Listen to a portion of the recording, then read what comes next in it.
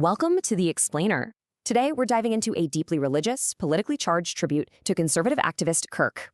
The author actually views his assassination through a biblical lens, calling him a martyr meant to spark massive change.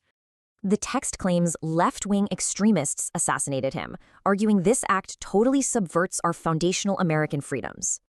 But what was his ultimate mission? The source says Kirk felt a true religious calling to transform college campuses. To do this, he'd travel to universities, actively debating students on America's most sensitive, hot-button sociopolitical issues.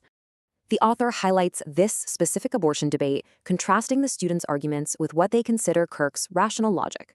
The tribute also outlines his intense clashes over gender identity, asserting these concepts have clear, innate definitions. Now, when critics attacked his lack of a degree, the author fiercely defended Kirk's vast success and leadership. So, how do they reconcile such a tragedy? The text turns to deep theological reflection to process the grief. Using this biblical quote, the author rationalizes that an imperfect, fallen world inevitably brings unavoidable human misfortune. They believe true faith requires a shift in mindset, learning to see worldly tragedies strictly through God's perspective. And the text notes this exact faith empowered Kirk's wife to speak calmly and firmly despite the devastating tragedy.